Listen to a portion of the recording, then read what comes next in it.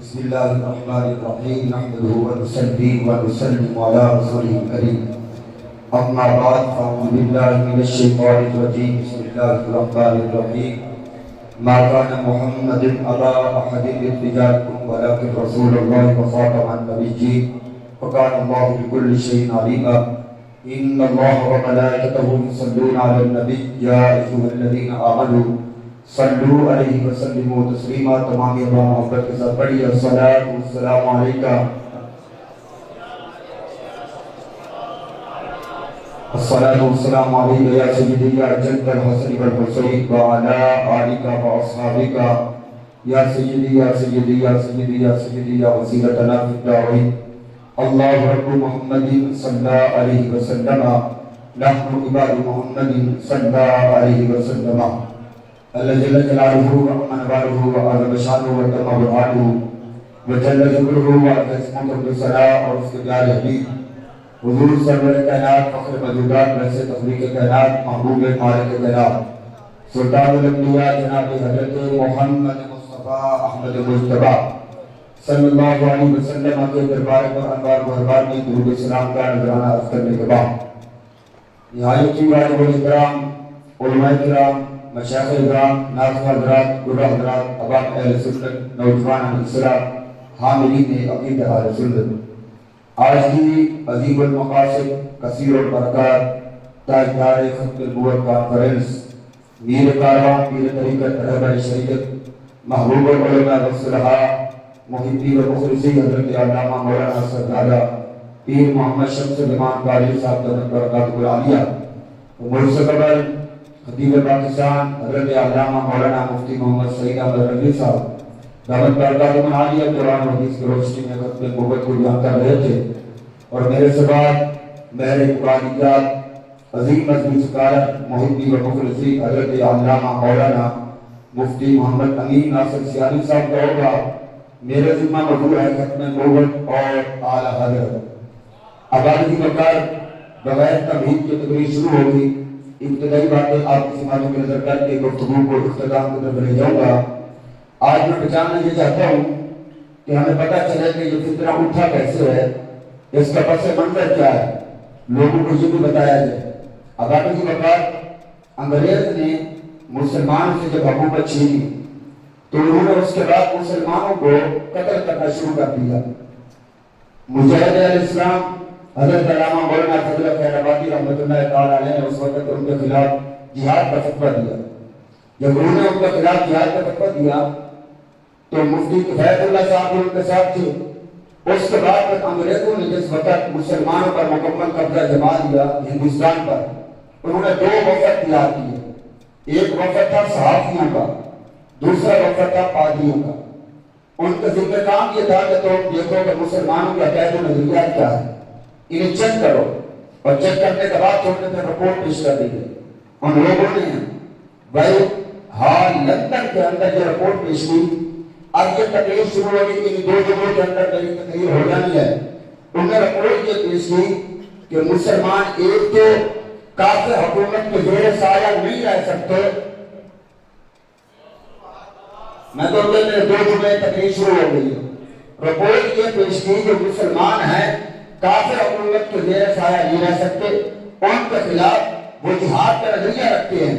اور دوسری یہ چیز ہے کہ مسلمان ولیوں کے ساتھ بڑا پیار کرتے ہیں. یہ انہوں نے رپورٹ پیش کی انگریز کو، پادریوں نے اور صحافیوں نے، کہ مسلمان ایک تو یہ ہے کہ مسلمان ہو کر کسی غیر مسلم حکومت کے زیر سایہ نہیں رہ سکتے، وہ ان کے خلاف جہاد کا نظریہ رکھتے ہیں. اور دوسری بات یہ ہے کہ یہ ولیوں کے ساتھ پیار کرتے ہیں. اگر آپ چاہتے ہیں کہ مسلمانوں پر غلبہ پالیں تو ایسا بندہ تیار کریں جو ان میں سے ہو اور ان کا غدار ہو، ہمارا وفادار ہو. بولتے آئیے تقریر میں اپنے گھنٹے 5 گھنٹے گزرانی ہے. تو انہوں نے کہا ایسا بندہ تیار کیا جائے جو ہمارا وفادار ہو اور ان کا غدار ہو. اور آپ جانتے ہیں 1857 کے اندر جنگ آزادی لڑی گئی اور یہ مرزا پیدا ہوا 1839 کے اندر انڈیا کے ضلع گرداسپور کے قادیان علاقے کے اندر. اس کے والد کا نام غلام مرتضیٰ ہے، اس کی والدہ کا نام ہے چراغ بیوی عرف گسیٹی. قوم کے بارے میں اسے بھی نہیں پتا میں کون ہوں. کبھی کہتا ہے کہ میں مغل برداشت ہوں، کبھی کہتا ہے میں فارسی نسل ہوں، کبھی کہتا ہے میں چینی نسل ہوں، کبھی کہتا ہے میں اسرائیلی ہوں، کبھی کہتا ہے میں فاطمی ہوں، کبھی کہتا ہے میں کرسچن ہوں، کبھی کہتا ہے میں سکھ ہوں۔ میں کیا تکلیف ہوں؟ مجھے بتائیے کیا تکلیف ہوں؟ ابھی ضرور بولتے ہیں نہیں تو ہمرائی کوئی نہیں، ختم نبوت کا موضوع ہے، تکلیف ایک کوئی نہیں ہونی۔ تو ہمارے کی بتا میں یہ کر رہا ہوں جن کو خود کو نہیں پتا میں کون ہوں۔ کبھی کہتا ہے کہ میں مغل برداشت، کبھی کہتا ہے میں بھارتی نسل، کبھی کہتا ہے جناب میں چینی نسل ہوں، کبھی کہتا ہے میں اسرائیلی ہوں، کبھی کہتا ہے میں فاطمی ہوں، کبھی کہتا ہے میں کرسچن ہوں، کبھی کہتا ہے میں ہندو ہوں۔ جسے ہوتے نہیں کہتا کیا ہوں؟ اور میرے جو بندے نے 12 دعوے کیے، ہر دعوے پر پیٹا کھایا، 12 دعوے اس نے کیے۔ سب سے پہلا دعویٰ اس نے یہ دیا میں مجدد ہوں، جب یہ گراؤنڈ بنا لیا پھر دوسرا دعویٰ اس نے یہ دیا میں محدث ہوں۔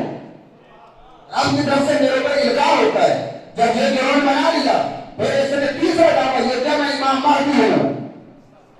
چوتھا دعویٰ اس نے یہ دیا میں نصر مسیح ہوں، یعنی میں خود مسیح تو نہیں جو حضرت عیسیٰ علیہ السلام نے آنا ہے میں ان کے مثل ہوں۔ پھر اس نے پانچواں دعویٰ یہ دیا میں خود عین مسیح ہوں، معاذ اللہ۔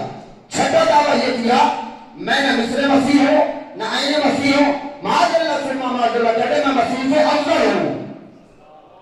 ساتواں دعویٰ اس نے یہ دیا میں ذیلی نبی ہوں، اور آٹھواں دعویٰ اس نے یہ دیا میں داؤدی نبی ہوں، اور نواں دعویٰ یہ کہتا ہے کہ میں نبی ہوں پر غیر حقیقی غیر تشریعی۔ آپ بولیں گے مجھے نہیں پتا چلے گا کہ آپ کو سمجھ آ رہی ہے کہ نہیں آ رہی؟ 12 دعوے، ہر دعوت دوسرے دعوے کے مخالف ہے، ہر دعوت دوسرے دعوے کے مخالف ہے۔ پہلا دعویٰ کیا میں مجدد ہوں، دوسرا دعویٰ کیا میں محدث ہوں، تیسرا دعویٰ کیا میں امام مہدی ہوں، چوتھا دعویٰ کیا نصر مسیح ہوں، پانچواں دعویٰ کیا عین مسیح ہوں، اور جناب چھٹا دعویٰ کیا مسیح سے افضل ہو، ساتواں دعویٰ کیا ذیلی نبی ہو، آٹھواں دعویٰ کیا بروزی نبی ہو، نامہ دعویٰ کیا کہتے نبی ہو غیر تشریعی ہوں، دسواں دعویٰ کیا نبی ہو پر میرے پاس شریعت ہے، اور 11واں دعویٰ یہ کیا کہتے ختم نبوت پر کوئی حق نہیں آتا، جس کے سر پر رب نے ختم نبوت کا تاج رکھا ہے، معاذ اللہ میں وہی تو ہوں۔ اور اس نے 12واں دعویٰ یہ کیا معاذ اللہ کہتے جس محمد کی تم کلمہ پڑھ کے بات کرتے میں تو ان سے افضل ہوں۔ اس نے 12 دعوے کیے اور ہر دعویٰ دوسرے دعوے کے مخالف ہے۔ اور پھر جہاں یہ بات کی فائدہ خالی نہ ہوئی، نبی کی ضرورت کیوں پڑتی ہے؟ 3 صورتیں ہوتی ہیں، 3 وجہ ہوتی ہیں جس کی وجہ سے نئے نبی کی ضرورت ہوتی ہے۔ نمبر 1 تحریف شریعت، جب پہلا نبی شریعت لے کر اس کے اندر تحریف آ جائے، تبدیلی آ جائے، وہ شریعت ختم ہو جائے، مذہب ہو جائے، پھر دوسرے نبی کی ضرورت ہوتی ہے۔ جب تیرے اور میرے نبی ہے تو رب ذوالجلال نے قرآن دے کر یہ اعلان کر دیا اِنَّا نَحْنُ نَزَّلْنَا الذِّکْرَ وَإِنَّا لَهُ لَحَافِظُونَ، قرآن کو ہم نے نازل کیا ہے، اس کی حفاظت ہم کریں گے۔ اور چیلنج کر کے کہا لوگوں اگر تمہارے اندر ہمت ہے اس قرآن کی مثل یہ کرو، فرمایا پورے قرآن کی مثل نہیں لا سکتے تو فرمایا کہ 10 صورتیں لے کرو، اگر 10 صورتیں نہیں لا سکتے تو 1 صورت لے کر آؤ، فرمایا 1 ہی نہیں لا سکتے تو 1 آیت ہی لے کر آ جاؤ۔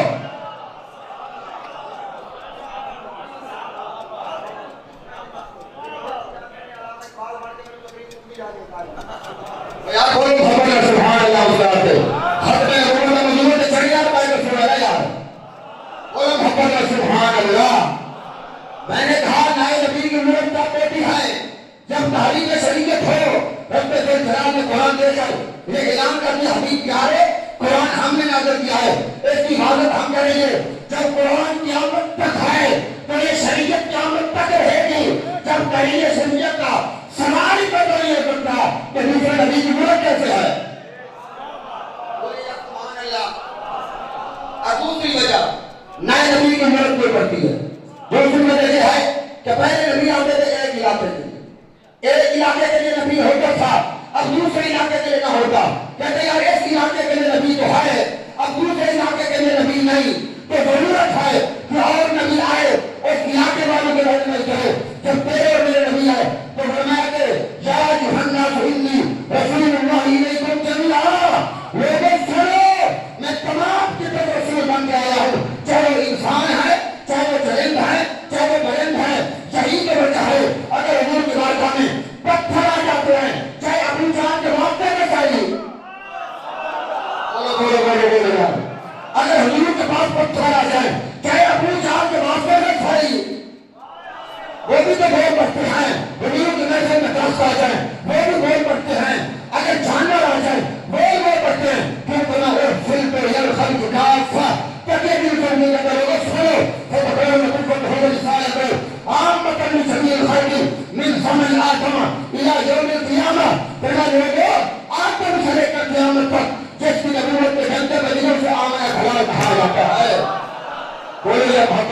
سبحان اللہ.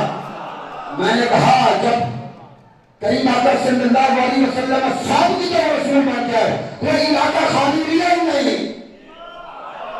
میں نبی کی ضرورت ہو اور دوسری صورت یہ ہے کہ میں نبی کی شریعت بدلتی نہیں لیکن وہ مکمل نہیں ہوتی اور نبی کی ضرورت اس لیے ہوتی ہے وہ آ کر شریعت کے مکمل ہے. وہ میرے اور میرے نبی ہے. رب نے اعلان کر دیا الجرم اکملت لکم دینکم. تیرا حبیب پیارے ہم نے آپ کے دین کو مکمل کر دیا ہے. جب دین مکمل ہے اور نبی کی ضرورت نہیں ہے افاقی اثار. اور یہاں پر کہ حضرت سید الحضرت فاضل بریلوی تاجدار بریلوی سب سے پہلے آپ نے 1899 کے اندر قادیانیوں کے خلاف پہلی کتاب لکھی اور کتاب کا نام تھا جزاء اللہ لبرکہ بیعمل ختم النبوہ. اس کے اندر اعلیٰ حضرت نے 120 حدیثیں پہلی کتاب 1899 کے اندر اعلیٰ حضرت نے لکھی 120 حدیثیں لا کر یہ ثابت کیا گیا حضور آخری نبی ہے. آپ کے بعد کوئی نبی نہیں ہے جو آپ کے ہوتے ہوئے یا آپ کے بعد نبوت کا دعویٰ کرے وہ کافر ہے. جو اس کے اندر شک کرے وہ بھی کافر ہے. 120 حدیثیں میرا مضمون یہ ختم نبوت علامہ حضرت اور میرے بعد قیامی صاحب کا مضمون ہے ختم نبوت علامہ اقبال. ابھی تو علامہ اقبال سننے والا حضرت سن لو. جس وادی میں احمد رضا کا دم لگتا ہے اقبال بھی پیچھے پیچھے لگا جاتا ہے. جو قادری جو ہے قادری ہے احمد رضا اعلیٰ حضرت نے 120 حدیثیں لا کر یہ ثابت کیا حضور آخری نبی ہیں. اور یہ 120 حدیثیں لائے تو 60 صحابہ اور 11 تابعین کے مروی حدیثیں ہیں. اور یہ بھی ثابت کر رہے ہیں خاتم النبی کا معنی آخری نبی ہے. احمد رضا نے کہا یہ دور بھی ہے میں دل بھی ہے اور میں گمراہ بھی ہے آگے لوگوں کو گمراہ بھی کر رہا ہے. پھر میں یہ کلمے کے اندر تبدیلی آ رہا ہے ایمان کے اندر بھی تبدیلی آ رہا ہے. اور آگے احمد رضا کے جملے سننا فرمایا قاسم نبی کی بات مست وہ ہے جو حضور کو آخری نبی نہ مانے اور یہ کہے آپ کے بعد کوئی فرد بل محال کوئی نبی آ جائے ختم نبوت پر فرق نہیں پڑتا اور خاتم النبیین کا معنی آخری نبی کرنا یہ عوام کا خیال ہے. احمد رضا کہتے اس بات وقت میں ملائکہ کی بھی نہ سنی. یہ جملے احمد رضا کا کہہ رہا ہوں فرمایا اس بات وقت میں نہ ملائکہ کی سنی نہ انبیاء کی سنی نہ مصطفیٰ کی نہ خدا کی.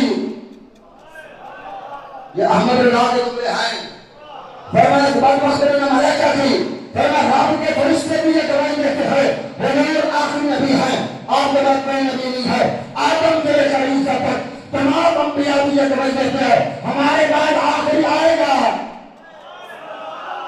تمام نبی یہ گواہی دیتے ہیں. اعلیٰ حضرت کہتے ہیں اس بات وقت نہ ملائکہ کی سنی نہ انبیاء کی سنی نہ مصطفیٰ کی اور نہ خدا کی.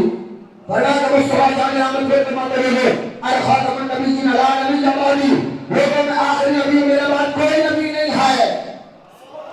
اور کریم آقا صلی اللہ علیہ وسلم نے فرمایا یقول فی امتی تردابون دجالون سبعون و ثلاثون.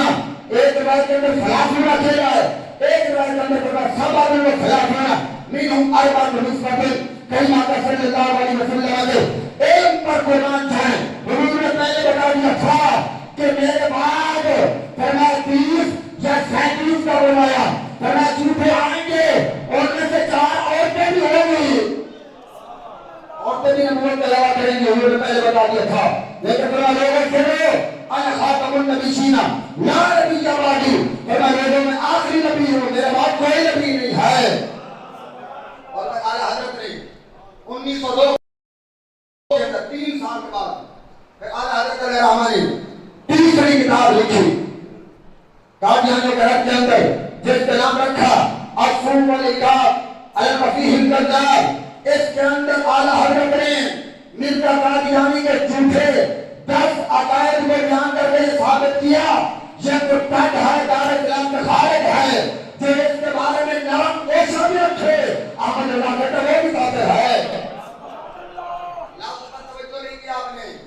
یہ نہیں کہا کہ اس نے نبی مانے اس کے بارے نرم گوشہ رکھے. یہ احمد رضا 1902 کے اندر فرماتے دوست کے بارے میں نرم گوشہ رکھے بارے میں ایک ہماری جماعت ہے وہ بھی ہمارے علماء ہیں جو ایمان کے قائل ہے، ہم ان پر بھی لان تان نہیں کرتے۔ ایک ہماری جماعت ہے جو ایمان کے قائل نہیں، ان پر بھی لان تان نہیں کیا جاتا۔ ایک خاموش ہیں، کہتے ہیں کہ دیکھو نا ایمان ابی طالب بھی تو ہے نا، ایسا مسئلہ امیر معاویہ کا ہے۔ میں جب مولوی پر بات کرتا ہے امیر معاویہ کے بارے میں شعر ہے نہیں، صحابی معاویہ بھی ٹھیک ہے۔ ایمان ابی طالب کے بارے میں جو ایمان کے قائل ہیں اور میں اس چیز کا قائل ہوں اور پر لان تان نہیں کرنی چاہیے، اور ان کا نام چھپ بھی ہو عدل سے ہو، جو لان تان کرتا ہے وہ سنی نہیں ہو سکتا، سنی تو عدل آیا ہوتا ہے۔ آپ کو پتہ نہیں حضرت ابو طالب کے کتنے احسانات ہیں، لیکن میں نے کہا مولانا وہاں لوگ جو ہیں ایمان مان لو تب بھی ٹھیک ہے، نہ مانو تب بھی ٹھیک ہے، پر لان تان نہیں ہے دوسرے پر۔ آج مطلب خیال کیا ہو رہا ہے، ادھر والے ادھر لان تان کر رہے ہیں، ادھر والے ادھر، لیکن امیر معاویہ کے بارے میں کیا یہ عقیدہ ہے صحابی مان لے تب بھی ٹھیک ہے، نہ مان لے تب بھی ٹھیک ہے۔ ایک کہنے لگا ہمیں امیر معاویہ کے جنتی ہونے میں شک ہے، میں کہ مجھے تیرے جہنمی ہونے میں پاک کے